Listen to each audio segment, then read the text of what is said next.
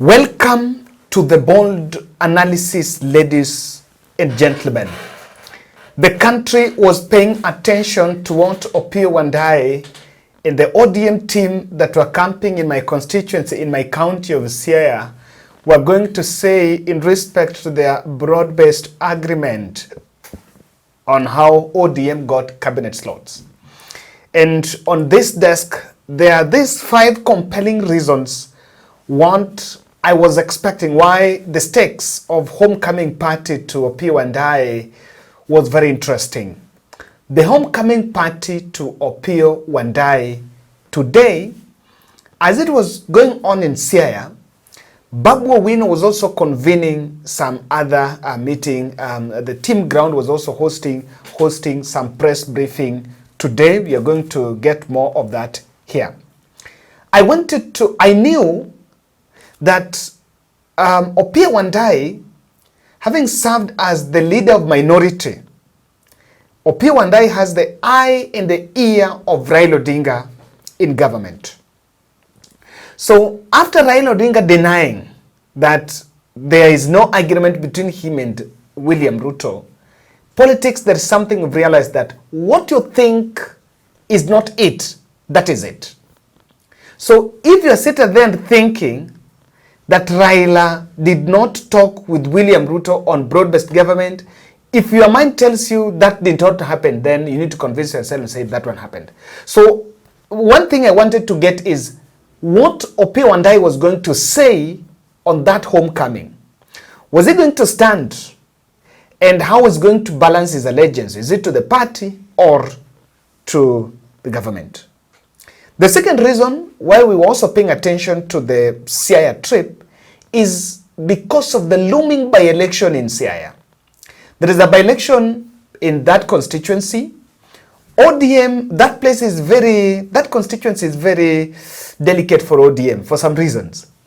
Ugenya, amongst Siaya constituency, counties in Siaya, Ugenya is normally very slippery.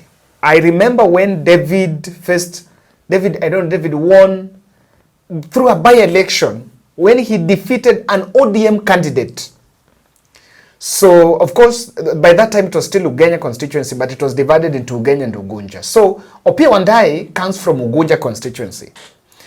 And ODM is very keen on that position because that is one of the counties, that is one of the constituencies that not so much party allegiance works.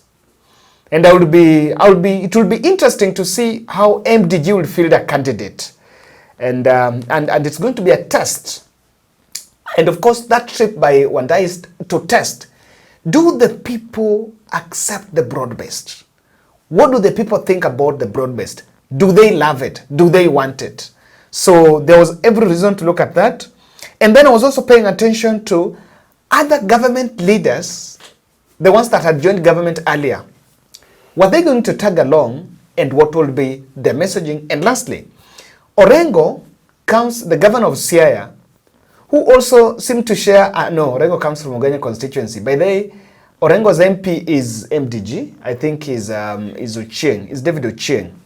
So Orengo has voiced his resentment on Kenya Kwanza, on that arrangement, that friendship deal between Ruto and Raila.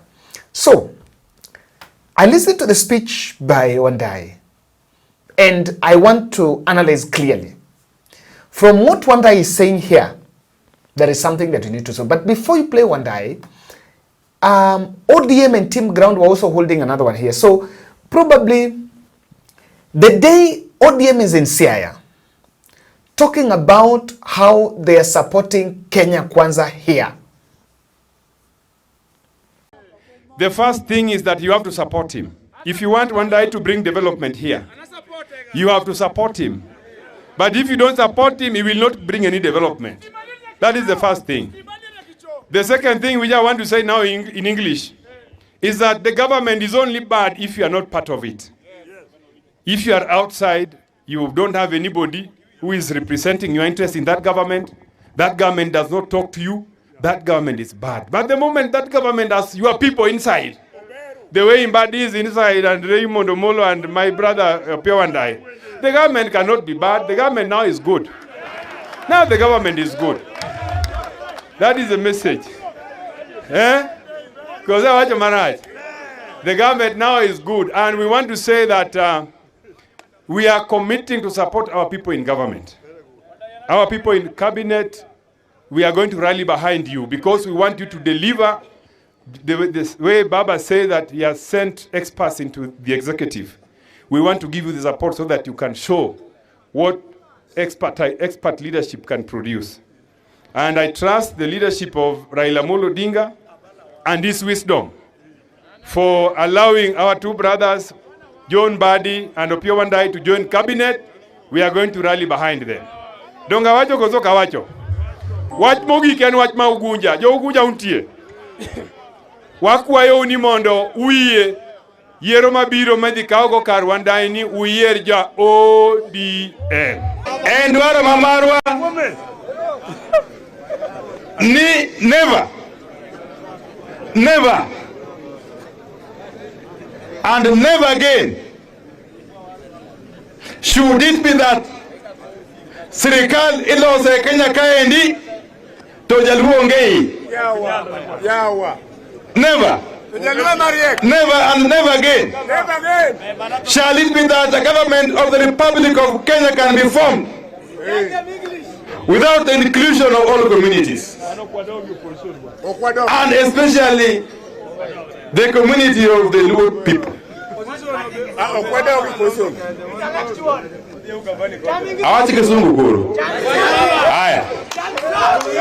Let me say this, that we are most grateful to His Excellency President William Samoei Ruto for making a bold decision to constitute a broad-based government in which every community of this country feels accommodated and represented. And in the same vein, we are most grateful to our leader Raila Odinga for making a bold decision to allow ODM to send its members to sit in the executive. Thank you. To sit in the government of President William Samoei Ruto. For us, that is a defining moment. For us, this is the turning point.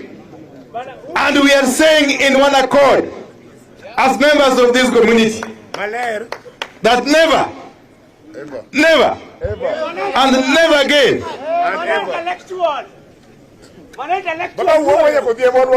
shall we find ourselves outside government.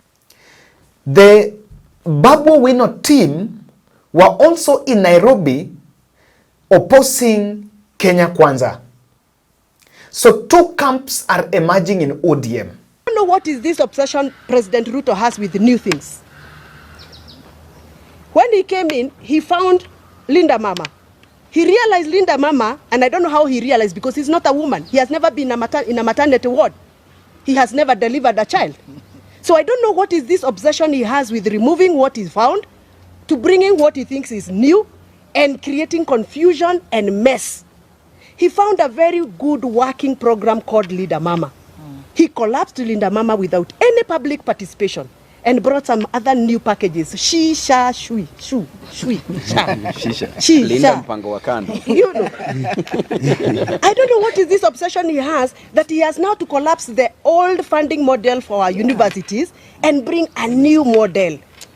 And now he has created a whole total confusion.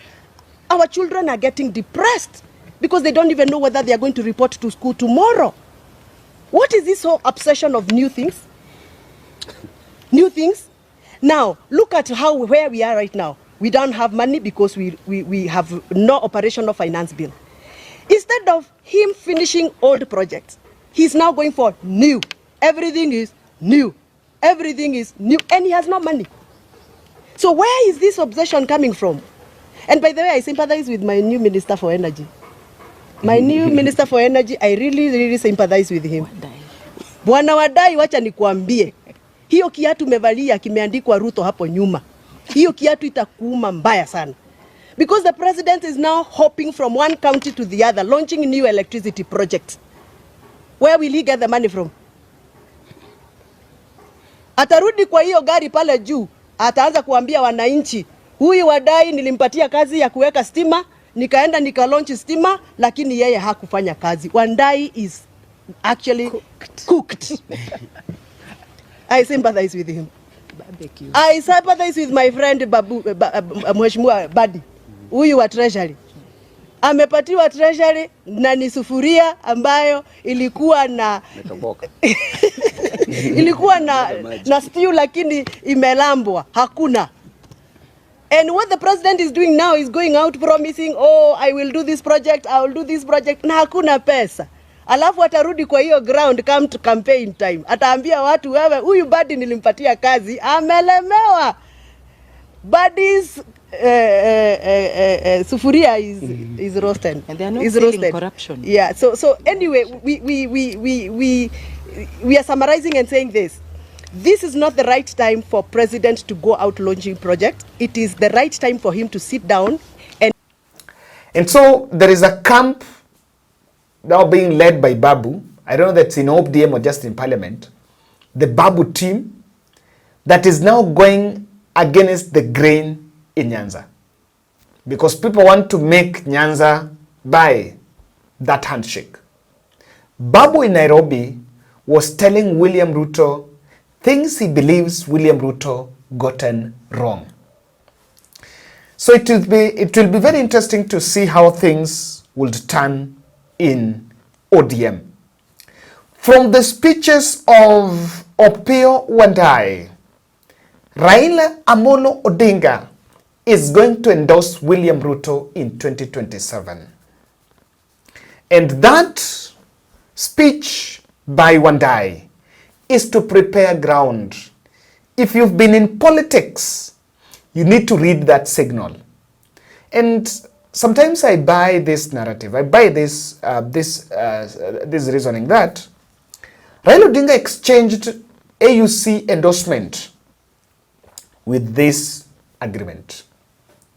There is a high likelihood we'll work with government now, tomorrow, and in future. What is Wandayi saying in Siaya? Wandayi is saying that ODM has joined government, ODM has joined UDA, and beyond the broad-based mongrel, there is some political cooperation deal lying somewhere below under the table. This is what Opiyo Wandayi is saying. But I want to speak about, I want to poke some holes and be very objective on this.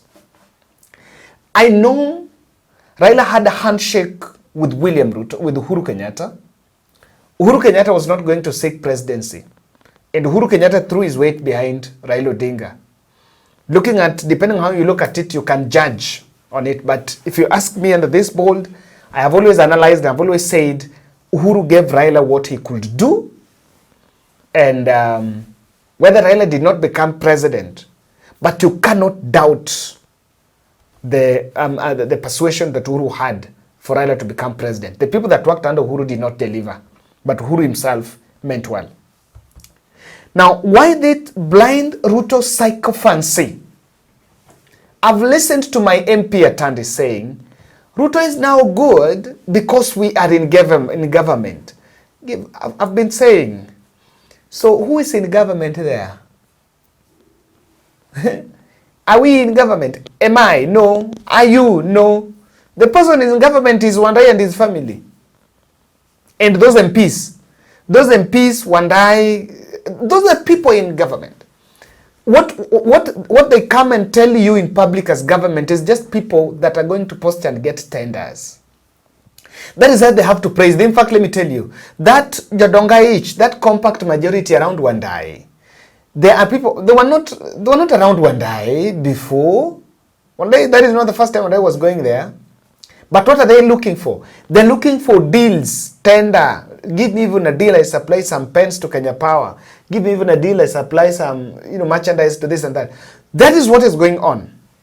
And I am against this narrative that leaders go in the podium and tell people, we are in government. I asked this question and someone from my good constituency of Lego Usonga, and to be specific, my village in Papnyadil, can give me an answer.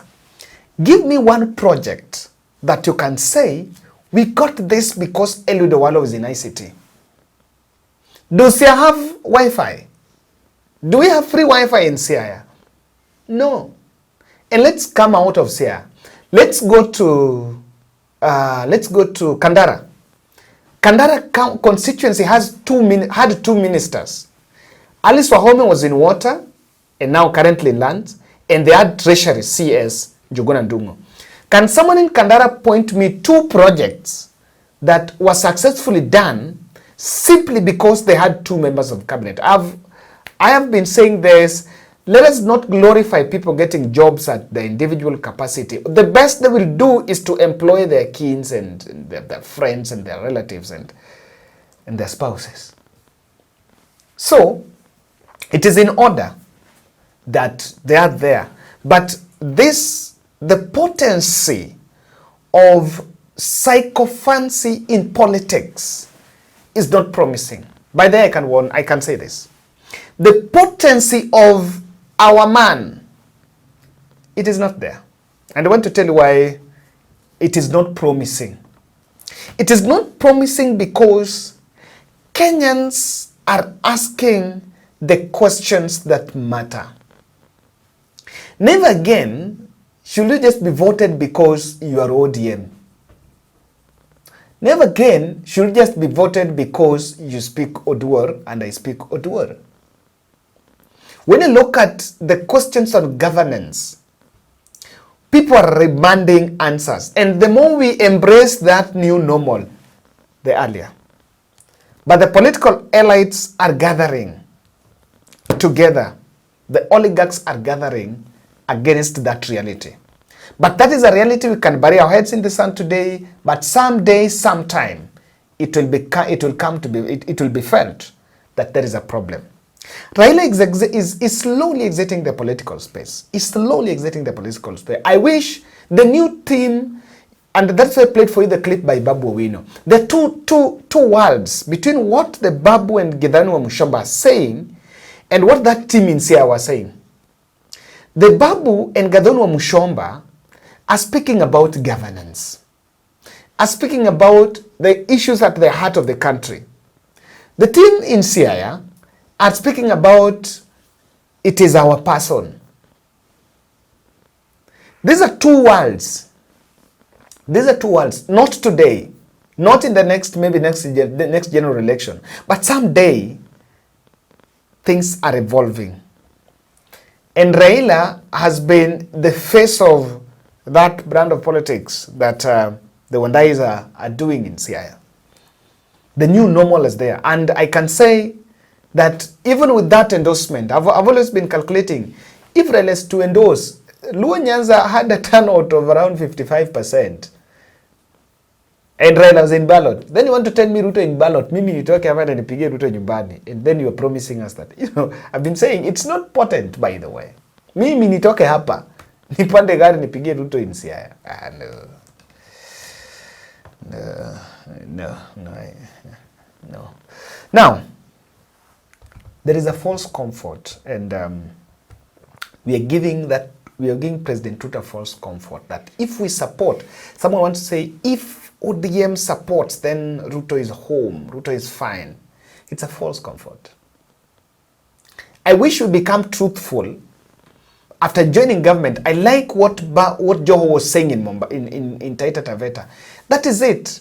You need just to go and say, this was being done wrong. And in fact, for my good friends in Ugunja, Opiyo Wandayi was talking there, and instead of telling you when the last mile electricity will arrive in Ugunja, he's telling you about how you should allow him to pick his predecessor, the person to take over from him. And the CS is telling you about how to kondani ndani. To kondani ndani cannot change anything if he is a CS and is not telling you. The next, what I should hear is, kulikuwa na rural electrification yenye inafanyika, so we are working on policy and CIA is going to benefit. That's what we should hear. That is what I would, because you're speaking there as a CS, yes. I should hear that. So the Nyanza voters should not normalize. You've picked, by some baptism by fire, or not baptism, by good luck, you've got some members going to executive. These members going to executive should come with goodies. If he's a CS, he should not make that a speech like just an MP, like an MCA. He should tell you what he's going to do. Why you need to kuwa ndani. Because kuwa ndani, otherwise, if there is no essence of kuwa ndani, then there's nothing good to show for it, apart from him getting some few jobs here and there.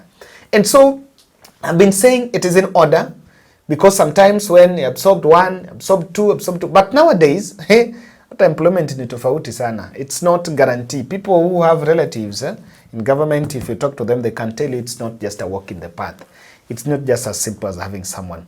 And lastly, violation of human rights. I think I kept on insisting on this and I kept on saying, even if ODM joins, Ndani we work together. But I wish it would be an injustice to drop the social justice. Push for social justice, because that is what ODM was built for. ODM was not built to support mnyanyasaji. They should, and they were under that pressure, and that is why I think Eddie Okech was speaking about ODM is pushing for compensation of victims. And I've not seen ODM proposing any bill, any legislator, proposing any bill in parliament that will push for compensation of the victims of police brutality. So ladies and gentlemen, I think we are treading a very interesting route on how politics will change. Wandayi is saying Raila is going to endorse William Ruto, but from where I'm seated, it is not just a matter of people marveling at Raila's endorsed, glorifying. If you need to support Ndani, and we not question, otherwise, if you can't push that, then just join us in asking the questions. I had my MP saying, is good because we are now there. No, we just need to question. If rural electrification inafanyika and this is supposed to be there and people other ideas are not getting it, that is the question. If NHIF is not paying bills for cancer patients, that is the discussion we have. If the hospitals are not having drugs, that is the discussion we have. So I think that is what the community really expects, and that is what the people of Kenya expects. Thank you.